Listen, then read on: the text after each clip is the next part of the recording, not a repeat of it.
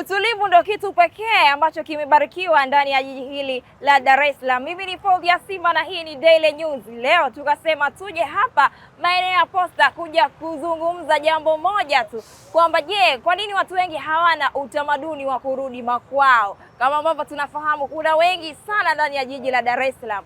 Sio Wazaramu pekee ndio wanaishi ndani ya jiji hili, bali kuna makabila mengi ambayo yanatoka mikoa mingi. Kuna Mtwara, kuna Lindi, kuna Moshi huko, lakini kuna sehemu mbalimbali. Ni kwa nini watu hawapendi, hawana ule utamaduni wa kurudi nyumbani wao, yani mikoani? Na sisi hapa tutaanza kupita na mmoja mmoja. Kwa majina naitwa Posi Lucas Yarasemee, ni mzaliwa wa mkoa wa Kigoma, wilaya ya Kasulu, kata ya Mganza. Unadhani kwa nini watu wengi hawana ule utamaduni wa kurudi makwao kama wewe mzaliwa Kigoma?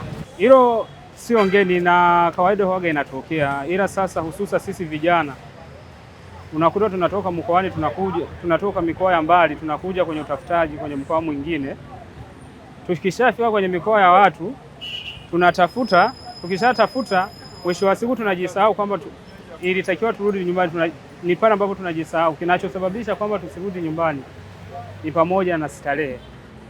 Starehe sisi vijana zinatuponza sana. Unajikuta tunafanya starehe mpaka zinapitiliza, mwisho wa siku unakosa nauli ambayo inakurudisha nyumbani. Kwa hiyo ndio changamoto ambayo waga zinatupata sisi vijana. Na kikawaida huko tunatoka nyumbani wameshatuambia kwamba umeaga, yani unatoka nyumbani umeaga kwamba naenda kutafuta. Na wanajua umeenda kutafuta mwisho wa mwaka, kama ni miezi kadhaa urudi nyumbani. Ila sasa kadri unavyozidi kutafuta ndivyo unavyozidi kupata na zile starehe za ule mkoa. Sasa starehe zikishakunogea, ukishakuwa changanyikeni na watu wazao wa ule mkoa, unajikuta nyumbani unapasahau. Mwisho wa siku hata wazazi wanakupigia simu, mtoto wangu utarudi lini nyumbani? Unakaa unaahidi tu kalenda, bwana nitarudi kesho. Paka miaka inaishi. Mwisho wa siku anajiuliza huyu mtoto alipotelea wapi? Kwa sisi ambao tumetoka mikoani, utafutaji tunavyojua ni miezi 6 aidha mwaka mmoja urudi nyumbani. Na desturi yetu kila baada ya mwaka inabidi urudi nyumbani kusalimia. Lakini sisi vijana hiyo desturi hatuifuati. Unajikuta hata miaka 2 mitatu inaisha bila kurudi nyumbani. Na mimi hapo nashauri vijana tutafute tukiwa tunajua tulipotoka ni wapi. Wazazi wanatutegemea.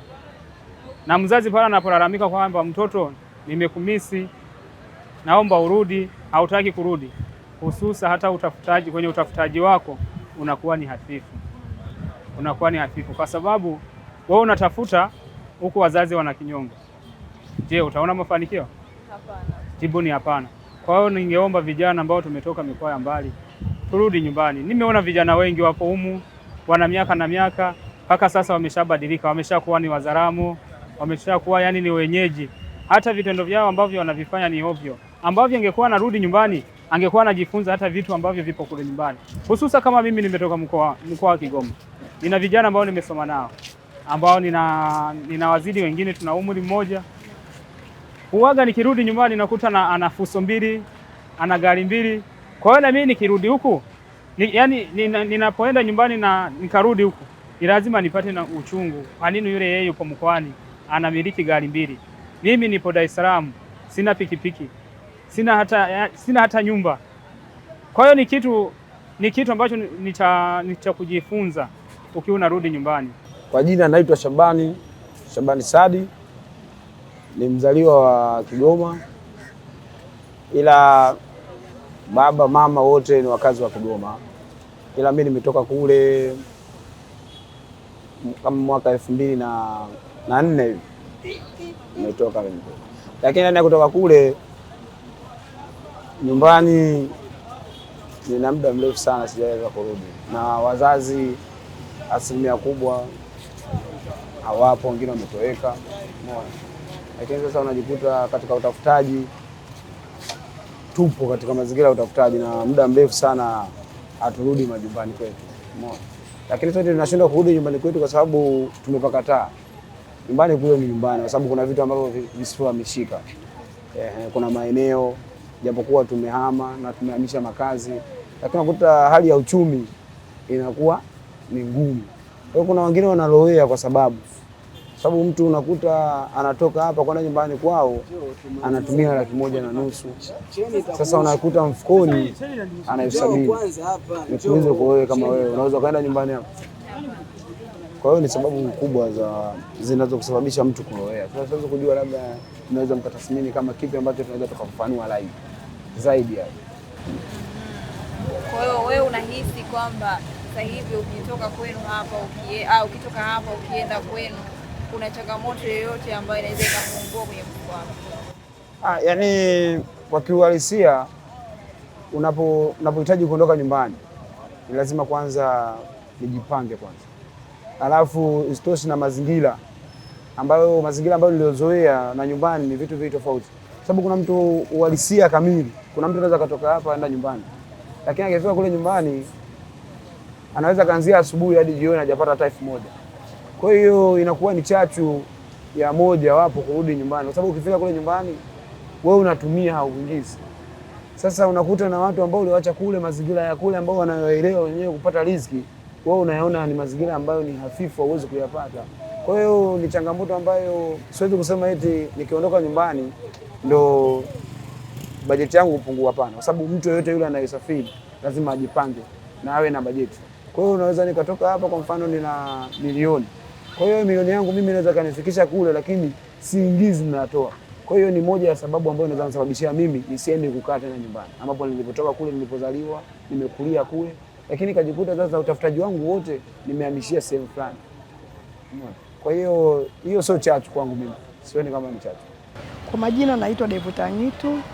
Shida mimi nazoiona sisi wazazi kuto kuweka maandalizi mazuri ya maeneo tunakotoka. Hilo ni tatizo, kwa sababu watoto sasa hivi tumeshawazoesha hapa, wanakaa kwenye nyumba nzuri, maisha mazuri.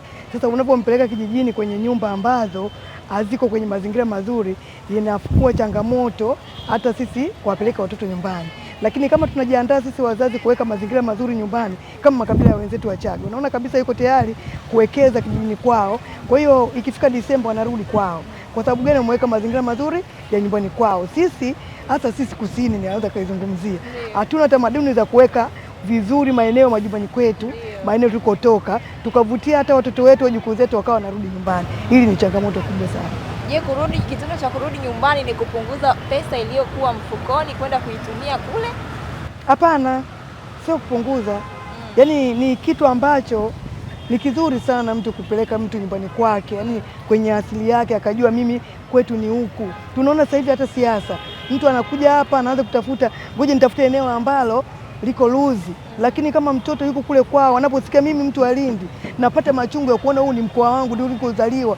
Kwa hiyo kuwekeza kule sio kupoteza pesa, ni kitu muhimu sana mtu kuwa na kwao, ni kujivunia pia huku ni kwetu.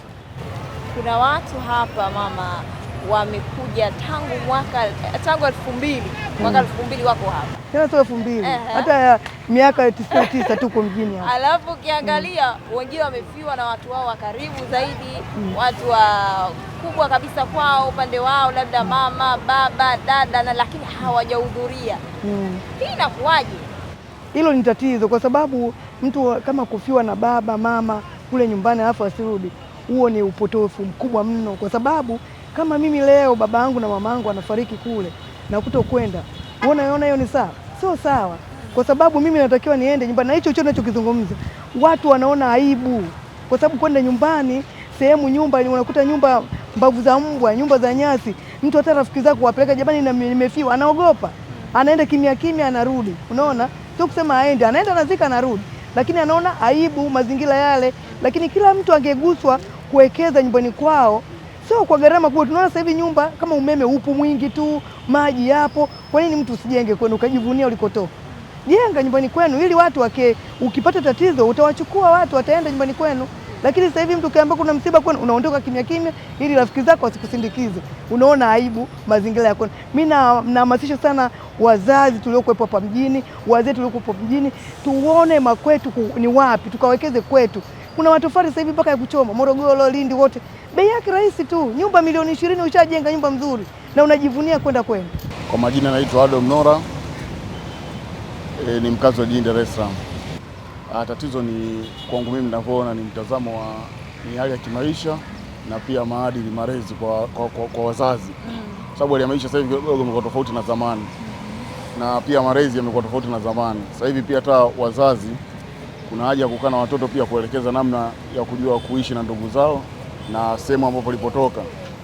Hilo ndio kubwa zaidi naliona mimi. Kingine kwa upande mwingine kutokana na hali ya maisha jinsi ilivyo. Sasa hivi kidogo maisha yamekuwa tofauti na zamani. Sasa hivi leo hii useme ndugu tu umfuate ghafla hata kutoa taarifa mawili, anaweza kawa yuko vizuri kiuchumi au yuko vizuri kiuchumi. Kwa hiyo mimi kwangu mimi mambo hili yanachangia maadili, malezi ya wazazi kwa watoto na hali ya maisha jinsi ilivyo sasa hivi. Kwa sababu hata mimi nakumbuka nilipokuwa mdogo nyumbani nilikuwa nakwenda kama kawaida tu kwa wazee.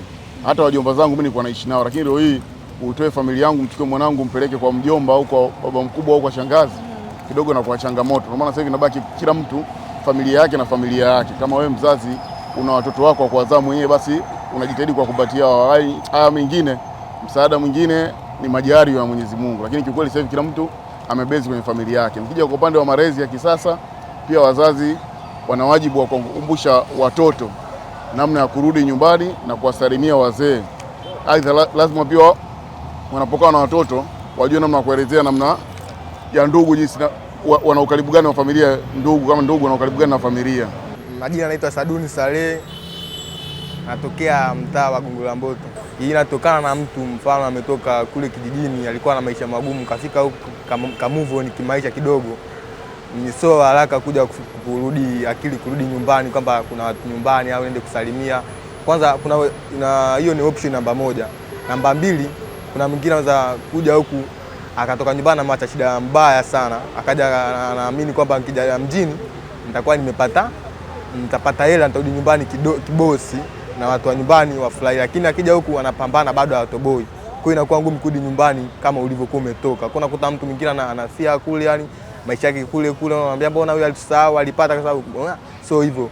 Kwa hiyo unakuta mwingine kapigika kimaisha, hajapata alichokuja kutafuta, ndio maana arudi nyumbani. Na mwingine anaweza kuwa amepata lakini akawasahau nyumbani, maana alikuwa na fadhila na wao. Bwana, kama ambavyo umeweza kutazama Dar es Salaam ndio hii, na sisi ndio wayanye Dar es Salaam yetu, na ambavyo tumeweza kusikia na kutazama, kila mmoja akiweza kutoa komenti zake kwamba kwa nini watu wengi hawana ule utamaduni sasa hivi wa kurudi makwao. Wengine wanasema kwamba zamani kulikuwa kuna ule utamaduni unakaa kwa mjomba, kwa shangazi, kwa bibi, kwa nani, lakini sasa hivi uchumi umekuwa mdogo tofauti na zamani. Lakini wengine wanakuambia kwamba ukitoka hapa ukienda mkoani basi ujue kabisa hauendi kutengeneza bali unaenda kutumia. Mimi ni nani niweze kupinga hoja hizo za wananchi ambazo wameweza kuzungumza? Mimi ni Faudhia Simba kutoka Daily News. Nyuma kamera alikuwa Bulilo.